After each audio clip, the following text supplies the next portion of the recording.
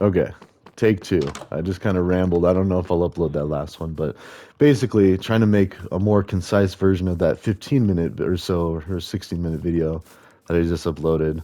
Because the point is keep it short, keep it simple, or well, at least keep it short and manageable. There you go.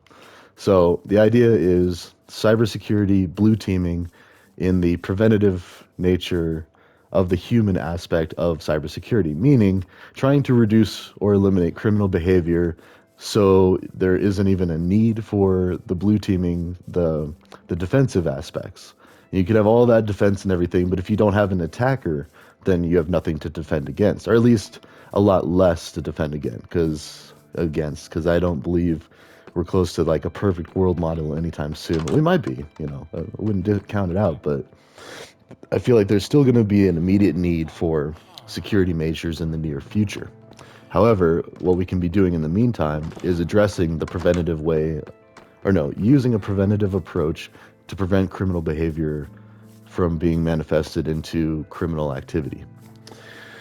And I intentionally leave that vague because it is.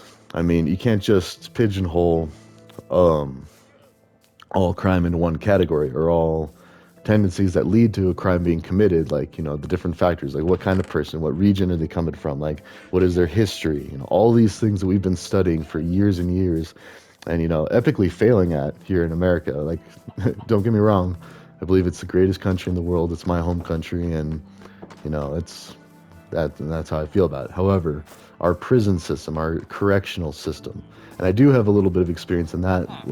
In that I grew up in Buena Vista. Our entire industry is the prison up there, and yeah, so a lot of our family members, friends, friends' families, almost everybody works in corrections or law enforcement because we're also friends with a lot of the police there, and we did have a pretty big police force, a pretty good size, or maybe that's, anyways, whatever. Neither here nor there. We were aware of it. We communicated with them regularly. We interacted with them regularly, which was really good. And I think you kind of lose that a bit in bigger cities because it's a little harder to reach everybody because there's so many more people. Whereas with a small town, you hold a couple functions, you have the cops hang out. We used to do this thing where we would have breakfast with the cops, and like state troopers and police officers would, come have breakfast at Jan's, and we'd all hang out and communicate and just kind of get a feeling of each other. And so I feel like there was a lot less, I don't know how to put it, like police brutality, aggressive arrests, and like criminal activity where it was a lot more like let kids be kids and like go tell their parents and keep it out of like the court system, basically, is what I'm trying to say there. Which actually made a much better lasting impression than throw the book at them, put them in a jail, and let them find out that way. Because a lot of that is like we don't have the time to give special attention to each person that's found doing each thing that's against our rules and our laws. And there's no room for like, oh well, is this really that bad? Or there's not a lot of gray area. It's like, okay, take them to jail, let them get processed, and then we'll see after the fact if it's even worth them being in jail in the first place. So, which is annoying. I mean, and it's definitely skewed towards the poorer to middle class people that actually happens to. Whereas, if you're high profile, they'll take a lot more preventative measures to save your, public image or whatever it be. Um, Anyways, I digress. But that's basically an idea of corrections and law enforcement working together, and like my little bit of experience in both of those. I've never been an official law enforcement or corrections person, but always wanted to. And in an indirect way, I do kind of still work with a lot of them. I don't. It's not like I like call up my buddies and stuff like, oh hey, I definitely don't like snitch people out and be like, oh, this person's committing a crime. Definitely nothing like that.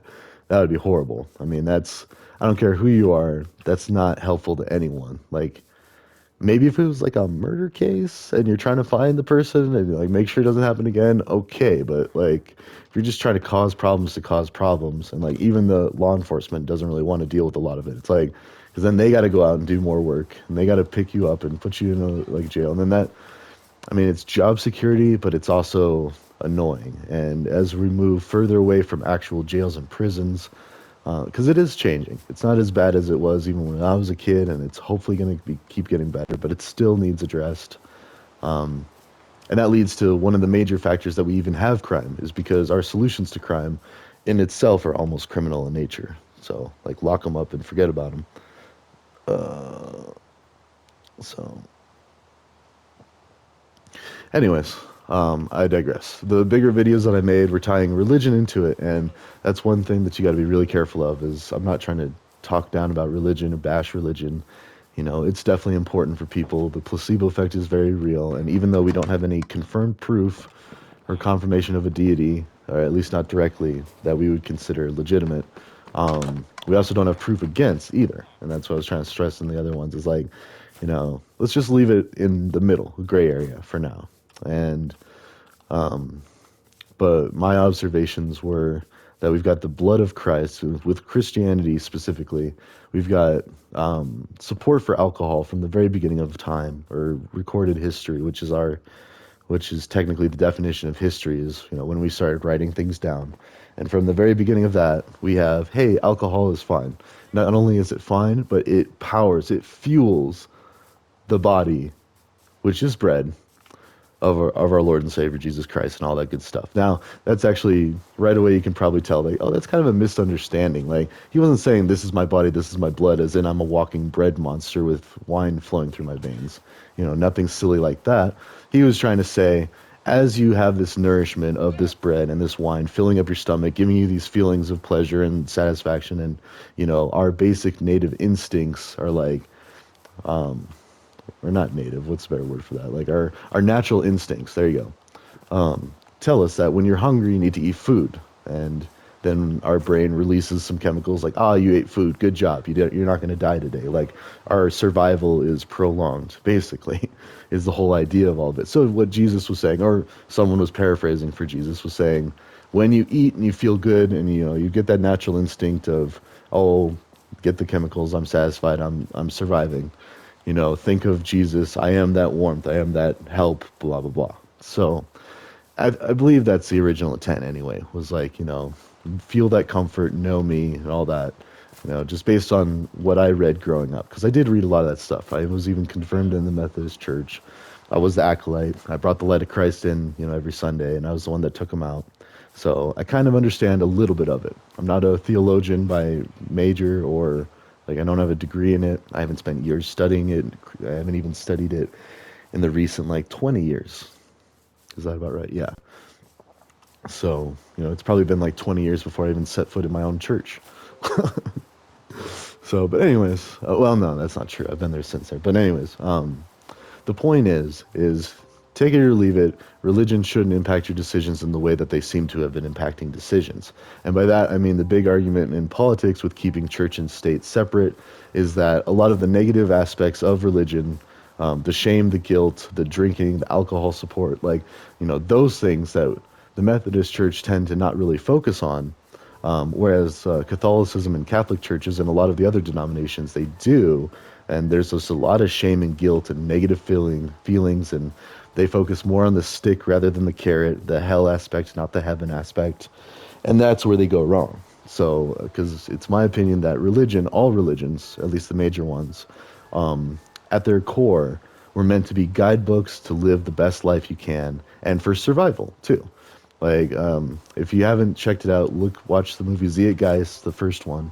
It's behind a paywall with YouTube now, but if you can find it somehow, you know, definitely check it out because it talks about that, like how there was a theory about,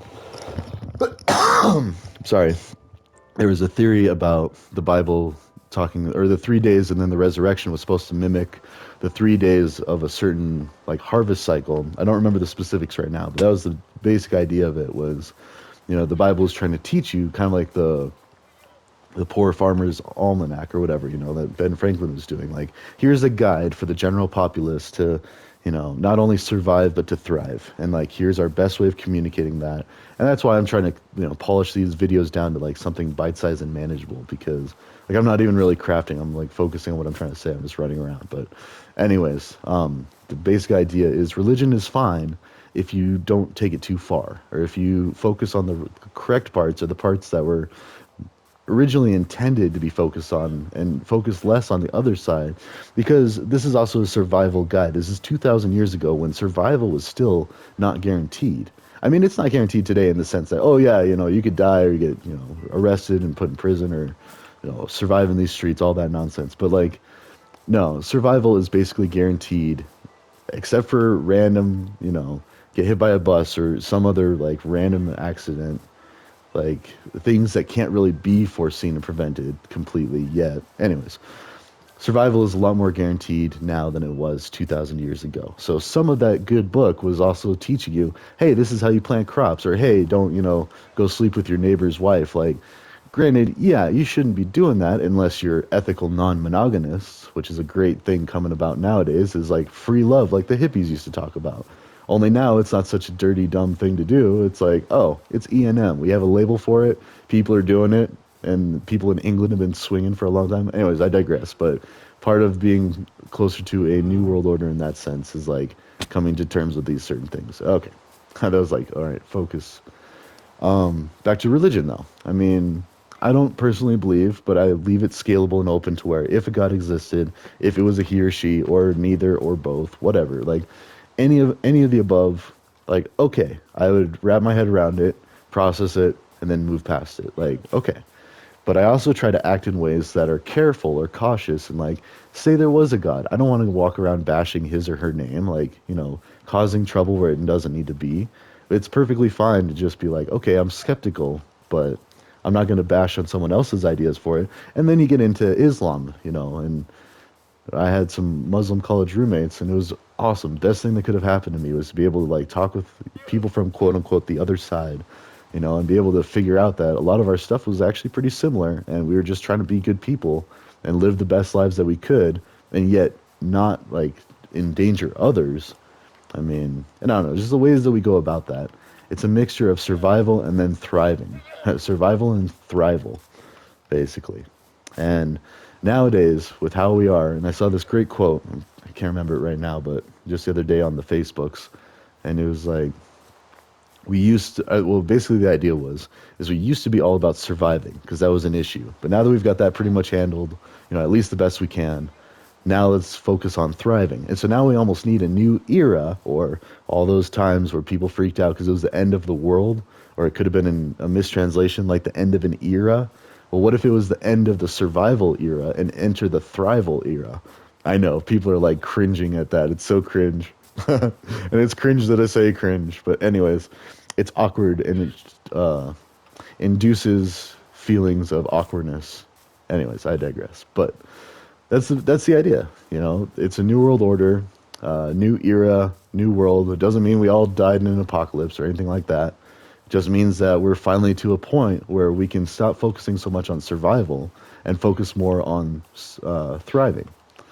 And we're not going to at the same time forget about survival, like, and that is part of thriving, is like there are people in the world that are not surviving, specifically in war-torn areas, not because of any lack of food or lack of water, lack of resources. Naturally, it's because of a lack of all that stuff mechanically from war, from struggles like turf struggles, basic nonsense. So, and also it's fueled by greed and money and the fact that a lot of the US's industry is weapons. And so we need wars to make money. And so that's a whole nother video for a whole nother time. But that is a very real threat. And it's almost inducing a sense of not surviving. So it's almost like mechanically, artificially creating a need for those survival instincts yet again. When we're so past that, like we should be past that. We should stop worrying about killing each other, especially over turf disputes. Like, oh my gosh, it's just a piece of land. Like if it's one place or another, if they speak one language or another, here's a shocker. Everyone in the world speaks English now. What? I know it is kind of pompous, and I do feel bad about it. But at the same time, I was just traveling. I was in Dubai. I was in India, and the majority of people, at least the people working with people like me, tourists or people on a visa or whatever, like that's the fact of the matter is they speak English. They'll at least meet you part way, find someone who does speak English to help you out. And a lot of the people, they kind of blend. If they don't speak the other language, they'll try to default to English because that's a common language now with a bunch of people. So either way, I mean, once you look past the pompous aspect of that, like, oh, I'm white man, I'm so good, like, no, it's not what I'm trying to say. It's like we have a common way of communicating, which is important because communication technology, that one class that I keep talking about, that I love now, I thought it was stupid when I took it. Seriously, I was like, why am I here? This is a journalism class. I'm supposed to be learning computer science. Yes, I used to be all high and mighty with that. Not nearly that bad. It's kind of an exaggeration, but I just thought I could have been studying more important things when I didn't realize that was possibly the most important class that I took was what is the relevance? What is the importance of being able to communicate? Well, being able to communicate, you can either prevent or create a lot of good or bad situations depending on how you communicate. And especially if the technology enhances it to where it's faster, shorter, more concise, more easier to process, like more useful, effective. Anyways, and again, that's why I'm trying to shorten these videos to like someone could watch it. It's not exactly a short yet. We're probably at like at least 5 minutes or so now, but like that's the idea is keep it simple, get to the point, and then be able to clarify. So I guess we do kind of have to drag it out a little bit to clarify these corner cases and blind spots, which is a big thing about computer science. It's what between scalability and then watching for computer or for corner cases and blind spots. That's how I make all my decisions in my life nowadays. Is like I try to see how bad this can get. You know, what are the angles I'm not seeing? And actually, kind of like criminal thinking because that's like, uh, yeah. So criminal thinking, which is now known as white hat or a white hat criminal thinker, is basically somebody who uses what they know of how to manipulate systems and people and use it for good in a white hat sense, which I am total white hat now.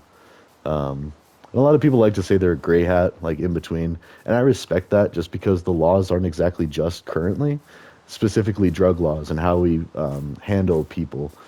And again, drugs and alcohol are at the basis of just about everything, and you can't get drugs without alcohol most of the time. So the majority of the time, a crime is, now I'm rhyming, the majority of the time, the crime is based on drugs or alcohol. And the majority of the time, the drugs are based on some alcohol. And the majority of the time, the alcohol is based on, see, we're deriving a base case or a base of a formula, like, and that is depression or disappointment in oneself or disappointment inferred from your community, your society, which may or may not be true. So it could be fictitious. It could be we are our harshest critics.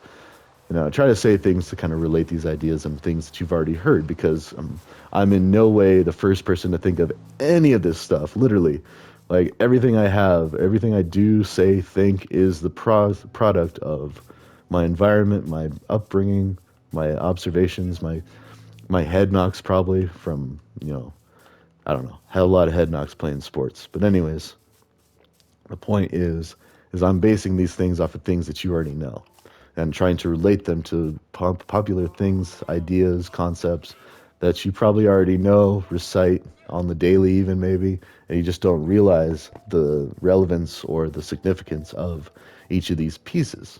Okay, so that's a very vague outlook on the behavioral aspect of cybersecurity. Now, using these observations, using these little tips and tricks, little people hacking, all that stuff for good, I like to throw out mutually assured construction, meaning we know about mutually assured destruction. That means we're not going to nuke someone, no matter how bad it gets, because we know that everybody else will just nuke everyone else and then we all die.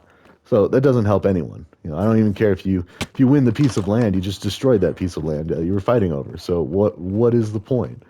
Well, it's really a pissing contest, basically. And sorry, that's a little more adult humor, but it's like who can fluff out their chest the best, or who can, intimidate the others, and whether their motives are good or not. Like most of the time, it is every country for themselves, like trying to make the best for their citizens, their people, their people's lives. And in that aspect, it is respectable. Even this Russian-Ukraine thing, like, you got to respect Russia's trying to get Ukraine so they can make a good life for them and Ukraine. Like, together we're strong, divided we fall. That's the whole mentality with the U.S. Like, it makes sense. But again, at this day and age, we just need to better communicate the fact that we don't need to rely on painted borders. We can all help each other have better lives if we just stop worrying about these painted borders. And seriously, like America is the best example. Like we keep talking about Texas seceding or California seceding or or whatever, and it's like we're already operating at the state level with a lot of things. Like Colorado's off doing its own thing.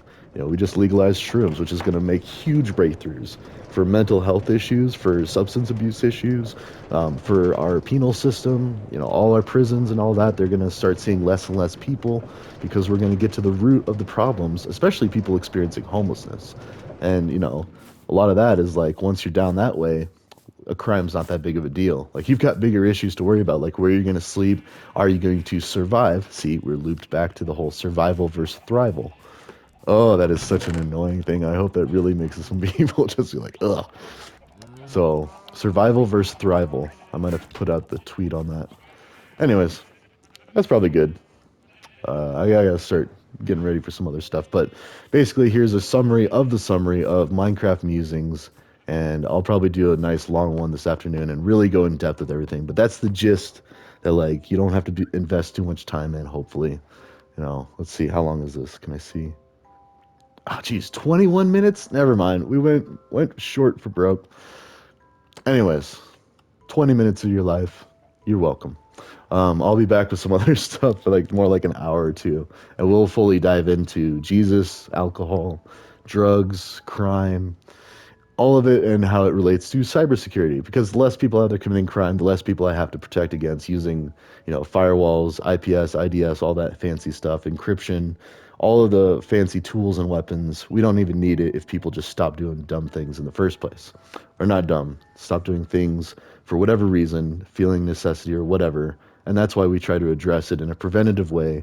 And don't worry, I'll still be working on projects and put out some tutorials on how to do the other rest of part of the blue teaming. But for now, that's what these are on. So, all right, talk to you later. See you later. Bye.